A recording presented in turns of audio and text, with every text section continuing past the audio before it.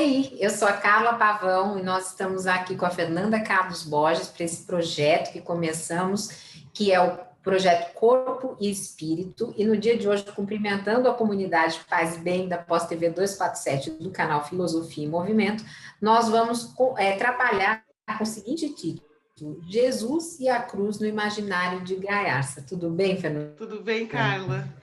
Então, gente, ó, eu estou no movimento, né, de lançamento do livro sobre o legado do Gaiarsa. E a gente está, então, eu estou nessa onda, né, assim, completamente envolvida dentro desse legado, né, do nome do Gaiarsa, do pensamento dele, das teorias dele e tudo. Ontem foi a live, porque assim, o que a editora planejou como lançamento?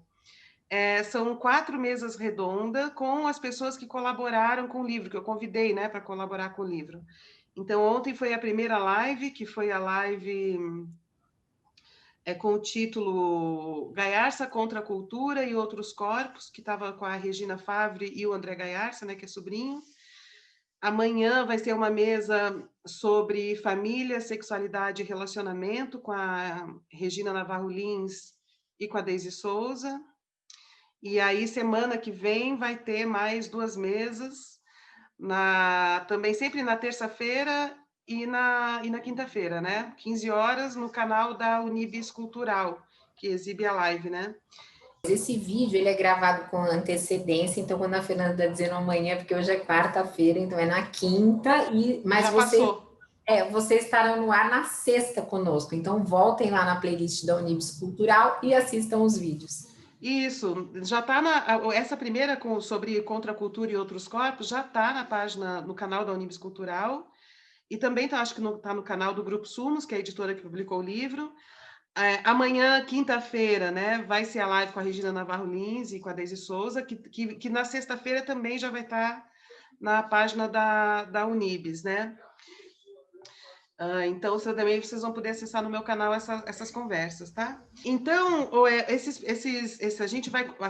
muitos dos primeiros vídeos vão ser dentro desse universo da teoria do pensamento do Gaiarsa, né, que ele propôs, articulando com outros autores também, com outros filósofos, com outras coisas, mas partindo disso, né?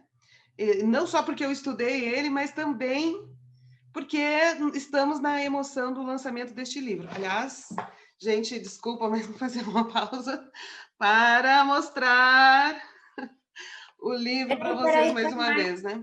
Peraí, põe de novo, põe devagar, você foi muito rápida, ninguém nem viu a capa. Põe de novo. Aí, ó.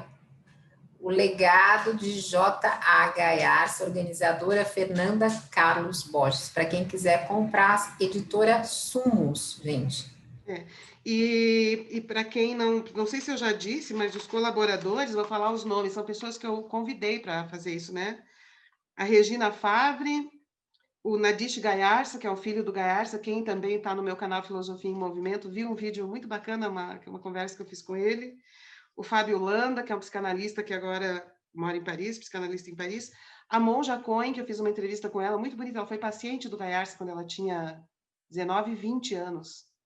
E é muito bonito essa história, assim, como determinou o rumo da vida dela, né? Essa situação, ter sido paciente dele. O André Gaiarsa, que é um sobrinho psicanalista.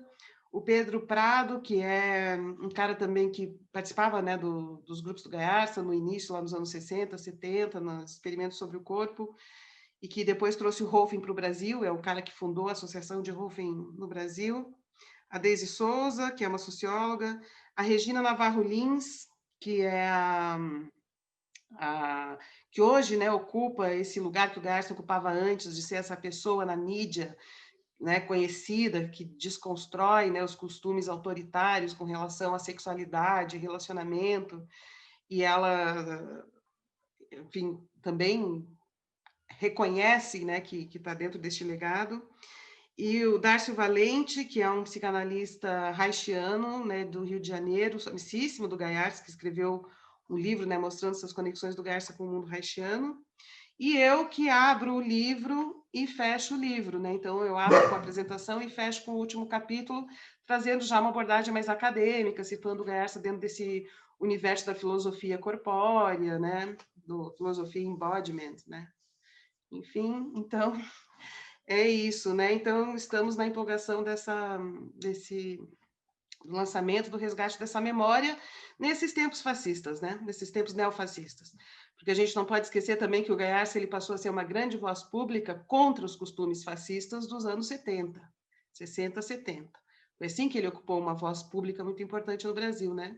Então, resgatar o Gayarsa também nesse contexto é uma coisa que faz muito sentido e é muito necessário para o Brasil.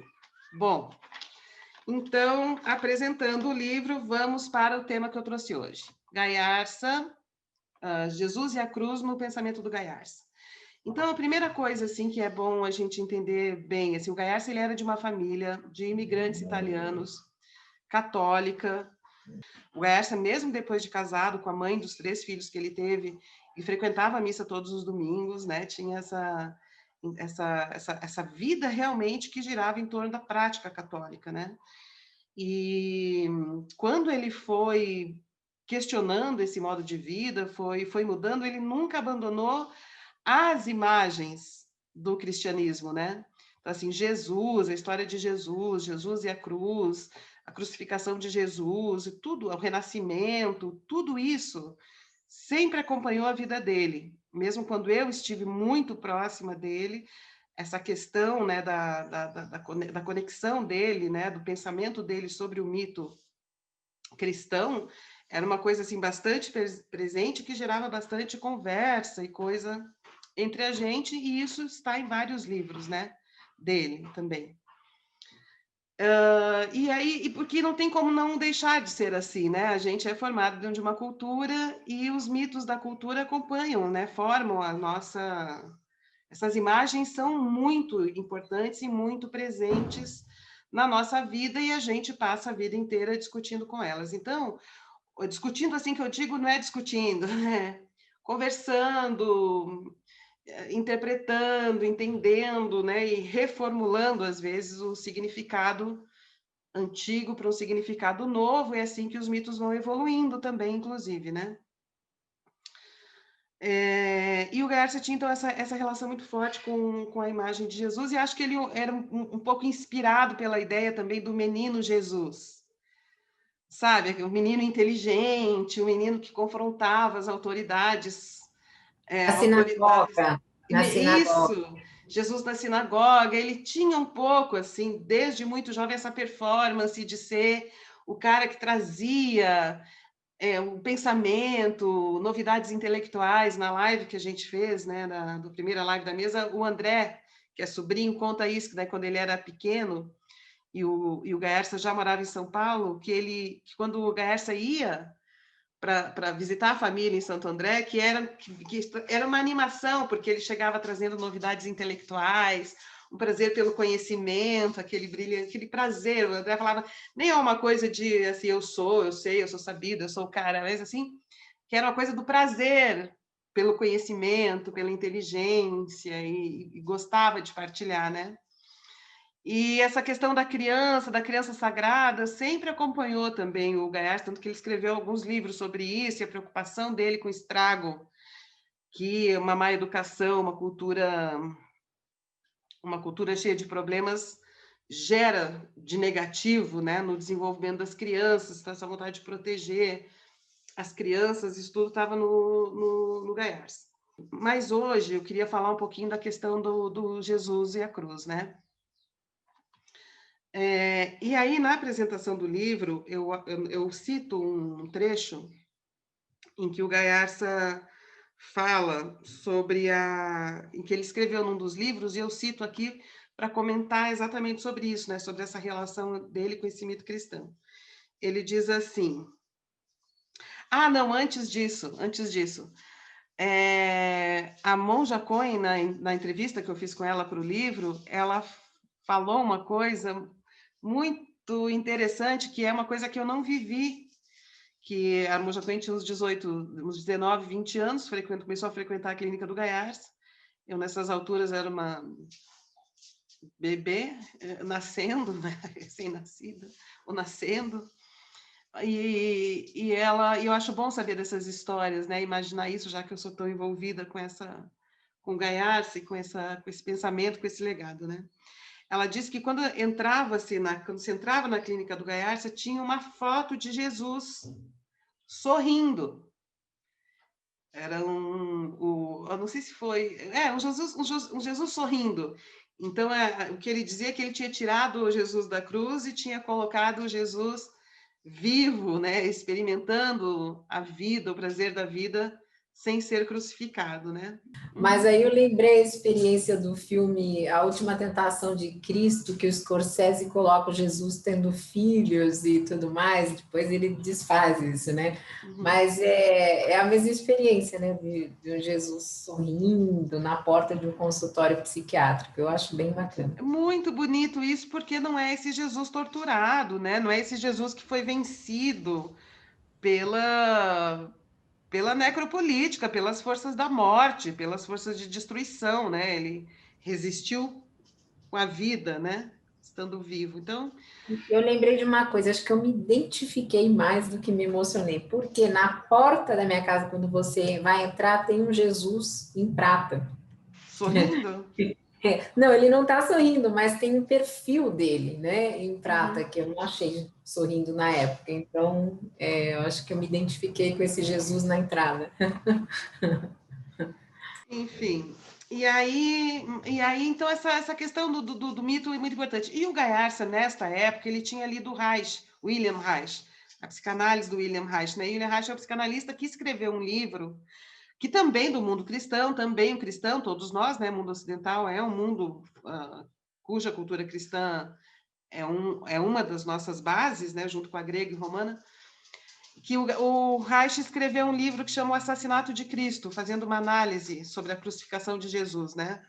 E nesse livro, O Assassinato de Cristo, o Reich diz que o que matou Jesus foi a peste emocional.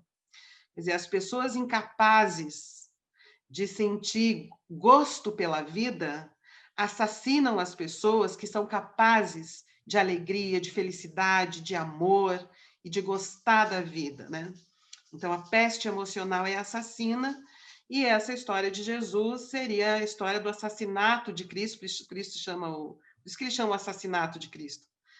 Então, assume assim, Jesus foi assassinado pelas pessoas vítimas da peste emocional, que é uma doença emocional contagiosa, porque a peste emocional uma pessoa vai contaminando a outra, né, com a incapacidade de afirmar a vida, de ser feliz com a vida, o prazer de sentir-se bem, mesmo se estiver numa luta, assim, eu digo numa luta por justiça, uma luta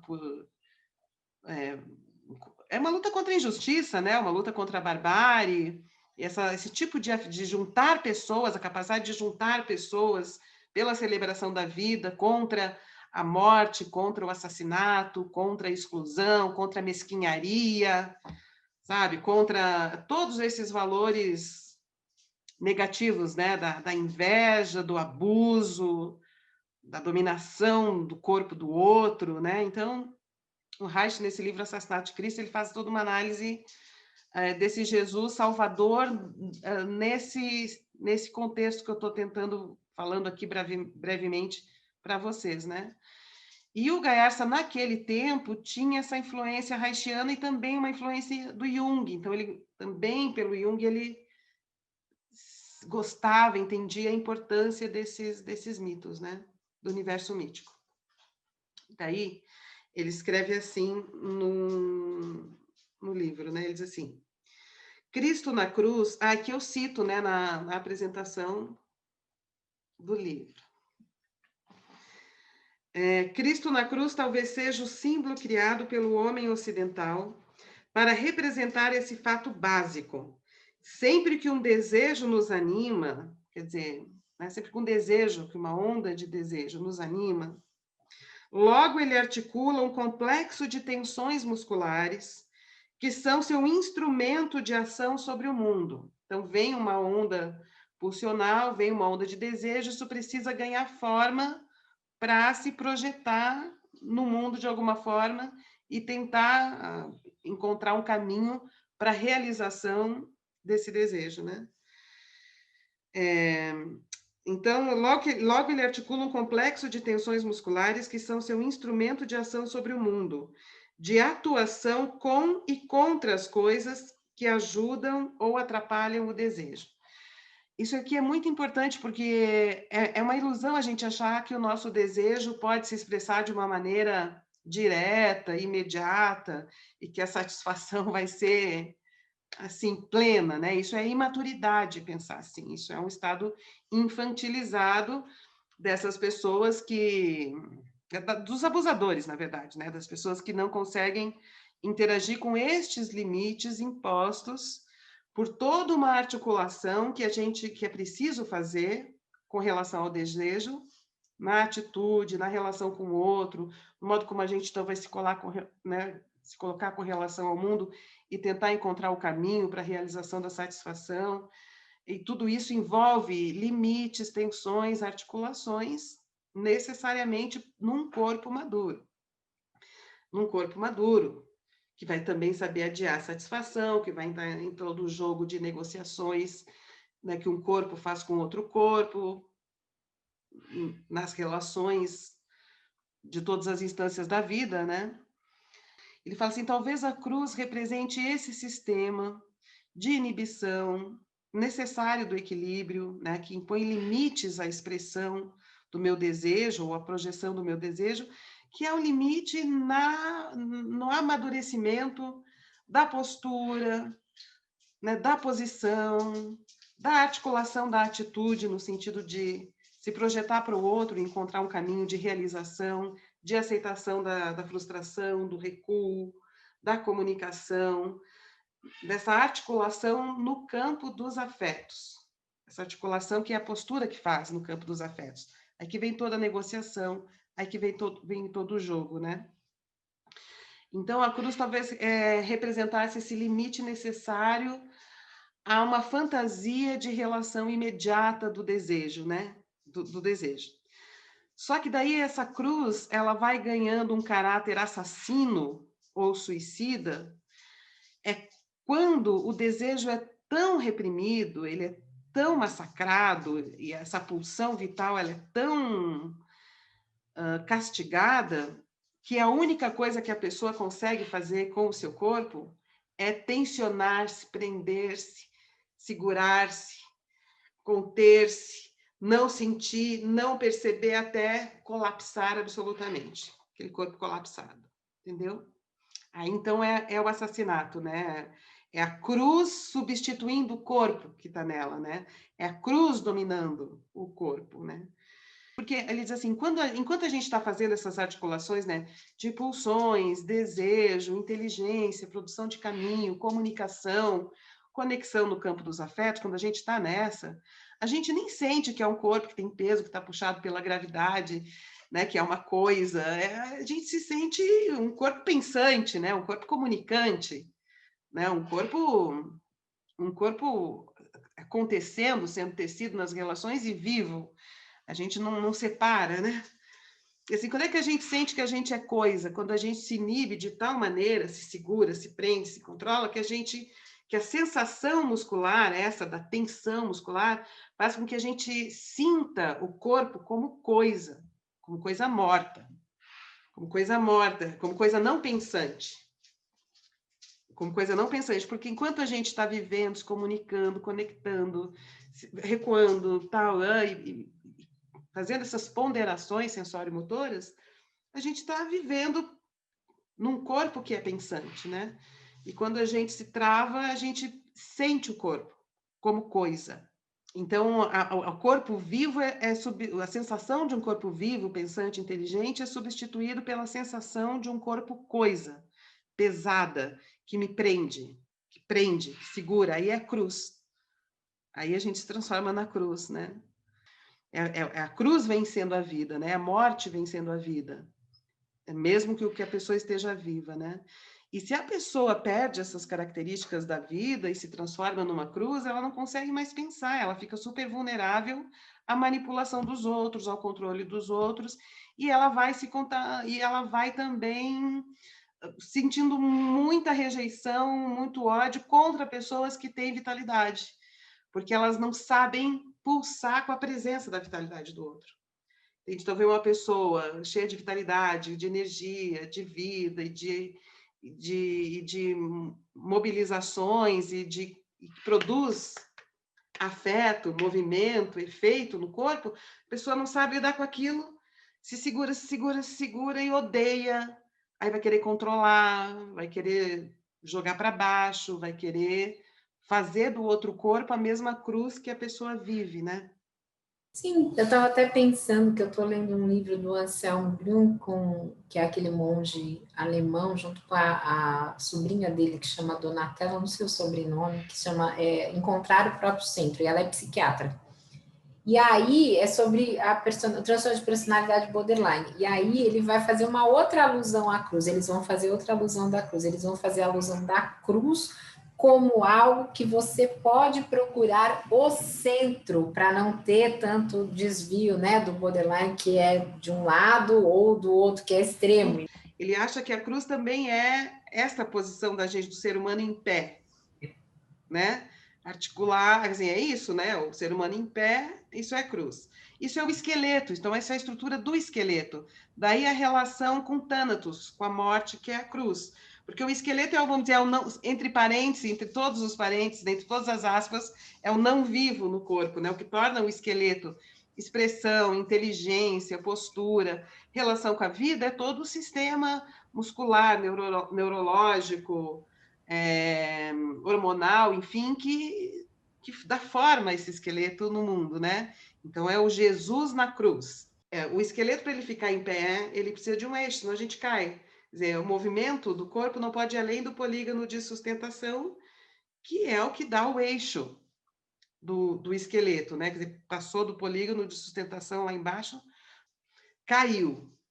Então, a gente se mexe, oscila, recua, mas automaticamente o sistema de equilíbrio está trazendo o esqueleto de novo para um estado de equilíbrio, né? Que é uma estrutura super instável. Então, de fato, tem a ver com o eixo, mas esse eixo ele é muito móvel, né? Ele é muito móvel porque o corpo humano é muito criativo, como eu falei no outro vídeo. A gente é esse corpo sem forma, cujas possibilidades de expressão e de estados mentais e de produção de forma é maior do que o número de partículas do universo, né? Como eu disse no outro vídeo. Então, o eixo ele é refeito continuamente, ele é reconstruído continuamente. Então, ele não é rígido, tão rígido como a cruz. Só que o Garcia diz assim, quando acontece aquilo que eu falei antes, a pessoa perde a ginga da cruz, né? É a vida crucificada por uma estrutura que impede essa mobilidade, essa conectividade, essa possibilidade de comunicação, de contato, que o nosso sistema sensório-motor possibilita, de percepção, né? De jogo na vida, né? Quando eu falo no jogo, é no sentido de jogar-se, no sentido do jeito, do jogar-se, do jogar, de estar com o outro, né? Tem um aspecto lúdico, inclusive, produtivo também, criativo, né? E aí eu lembrei de uma conversa que está lá no meu canal, que eu fiz com o Nadish Gayarsa, que é o filho do Gayarsa, e que ele estava trabalhando, ele ajudou a criar, eu acho, mas ele estava trabalhando numa escola da vila com crianças lá em Brasília, que ele disse que recebeu na escola as crianças que vinham de lares protestantes, de igrejas específicas, que chegaram na escola e dizendo, os nossos filhos não podem nem dançar e nem cantar,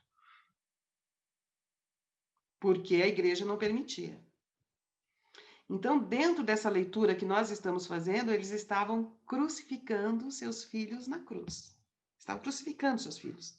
Estavam fazendo com que eles fossem essa estrutura parada, densa, sem pulsação, sem desejo, sem afetividade, sem pulsão, transformando eles numa coisa, numa cruz. Ou seja, estavam estavam pregando Cristo na cruz, né? Estavam colocando, vamos dizer assim, colocando as forças vivas a serviço do não vivo, que é a cruz.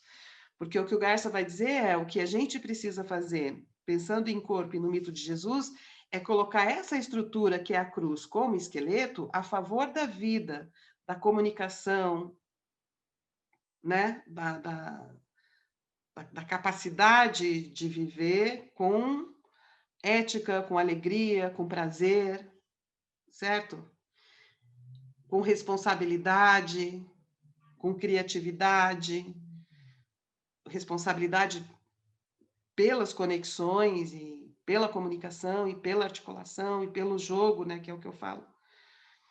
Então é colocar o esqueleto a serviço das forças vivas. E o que esse exemplo que o Nadish fala tá colocando as forças vivas a serviço do esqueleto, ou seja, a serviço da morte, a serviço do não vivo, ou seja, a serviço da cruz. Que é um pouco o que acabou acontecendo, se a gente for pensar na evolução do mito, né? Então, assim, o Jesus foi submetido à cruz. Só que também no mito dá uma invertida, ele dá uma virada, né? Ele ressuscita. Então, Jesus carregando a cruz é um pouco isso, né? Mas ele sendo forçado a se submeter ao peso do não vivo. E perdendo toda aquela habilidade super inteligente que ele tinha, criativa que ele tinha, corajosa, no sentido de ir no templo, confrontar e dizer isso não, e estamos aqui, aquela inteligência brilhante, aquela coragem extraordinária que a gente vê nesse personagem, né, do mito cristão que é o Jesus, né? E então a ideia do Gaiarsa era um pouco essa, né? Tirar o Cristo da cruz ou colocar a cruz a serviço do vivo no corpo, e não o contrário. Quer dizer, colocar essa necessidade de reequilíbrio, esses limites impostos pelo esqueleto para o movimento, para a expressão e articulação do desejo no mundo, como forma, né, como produção de destino, pelo sistema sensório-motor, a serviço da vida, né? Fazer das forças não vivas, no caso ele está pensando em esqueleto, no sentido, né, usando como se fosse não vivo, né? A serviço das forças vivas do corpo, para articular a produção de destino, de caminho e de desejo. Aliás, desejo quer dizer seguir a estrela. Desejo também é o que faz desidério sideral. Então, desejo tem a ver com estrela. Então, desejo é seguir a estrela. Então, o desejo também tem a ver com produzir caminho, com produzir destino, certo? Então, os desejos não vêm assim, vum, e rompe, né? Ele ganha forma, que é um modo como a gente vai projetar, articular a nossa vida, os nossos caminhos e as nossas conexões com o mundo, avançando e recuando, avançando e recuando, porque é assim que funciona o sistema de equilíbrio hipercomplexo que nós temos, que é o fundamento das questões da nossa existência. Então, entendê-lo é bom para a gente. Legal. Ao invés de só ficar falando e não entender como que a gente... Quais são as condições de como a gente, de fato, existe como um corpo vivo. Aí, sobre esse trecho que eu estava falando, eu só vou ler mais um trechinho para entender como que está escrito, como eu escrevi. Toda a vitalidade criativa de Deus encarnado, quer dizer, como corpo, como vida, né? Limitada pela cruz imóvel e assassina daqueles que não conseguem amar a vida, os ressentidos. Cristo na cruz representa para Gaiarsa a limitação das possibilidades expressivas e conectivas do corpo. Cristo como o esqueleto ao qual a vida sucumbe ainda em vida, com todos os processos de repressão e cegueira. Uma estrutura morta. Então, mesmo vivos, a gente vai virando aquela estrutura morta, como exemplo assim desses pais que não querem que os filhos cantem e dancem. Ou seja, transformando esses filhos num Cristo crucificado para ser dogmatizado e ter lavagem cerebral feita por qualquer um que diga para eles o que eles devem fazer, porque eles não conseguem mais seguir o desejo ou seguir a estrela, não conseguem mais pensar, porque perderam a conexão, né, com a vida em acontecimento, né, com os outros. Vão ficar para sempre presos dentro daquele mundo fechado, né? Isso me lembra os filhos do nosso presidente, quer dizer, meu não é, né, mas que a gente tolera. Quando eles foram num programa super brega de TV, eu não vou dar o nome do programa porque eu não vou fazer propaganda, e foram fazer uma dancinha lá, e os corpos deles, dos filhos, né, eram muito duros, então a dança já era horrível, o programa era horrível, tem isso no YouTube, faz um mês e pouco. E eles com aqueles corpos duros que não balançavam, né, é esse corpo crucificado, É né? o corpo crucificado, exato. E outra coisa, quando a gente fala em cantar e dançar, não é só cantar e dançar para fazer performance, é porque cantar e dançar é prazer. É prazer, é bom. É gostoso cantar e dançar quando você está afim. Dançar, você sente o seu corpo, você sente que você está vivo, né? Você sente as pulsões, você entra em contato com possibilidades expressivas, né? Então, essa coisa do bloqueio do prazer, assim, da sensação do próprio corpo, o que que isso vai gerar na vida das pessoas? O que que isso vai gerar na vida das pessoas? Quer dizer, não poder sentir o prazer do seu próprio corpo. Eu fico imaginando que talvez essas pessoas sexualizem demais o seu corpo. Mas eu Acho que acho que não. é isso, entendeu? Porque são pessoas tão reprimidas do prazer pela vida que só vão querer sentir vida, só vão conseguir sentir vida na mucosa. Porque não sente mais na pele, não sente na sensação muscular, não sente no gesto, não sente nem no som da voz quando a gente fala, que tem ritmo, que tem musicalidade. Então, tudo vai se destinar às mucosas que estão no único lugar de sensibilidade possível. Não tem abraço, não tem nada. Isso não é nem sou eu que estou inventando, isso Reich dizia. Né? Ele dizia que existia um tipo de foco da sexualidade que era apenas genital e que tinha tudo a ver com esse processo de crucificação de Jesus.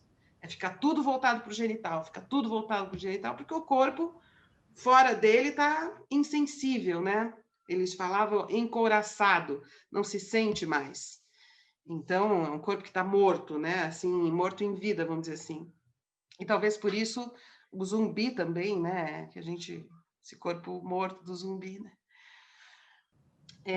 Então, essa ideia que a Garça tinha de um Jesus sorrindo, um Jesus dançando. E por que a gente gosta tanto quando a gente lê aquela cena quando ele vai no templo, né? Que ele está em movimento, né? Ele está em movimento, né?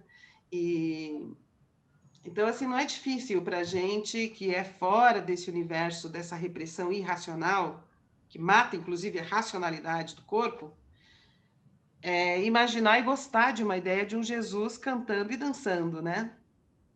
Porque é um Jesus que favorece a inteligência. A inteligência, ela é biomecânica, ela está no nosso sistema sensório-motor. Se você corta essa possibilidade, você também corta a possibilidade de inteligência da vida das pessoas, né?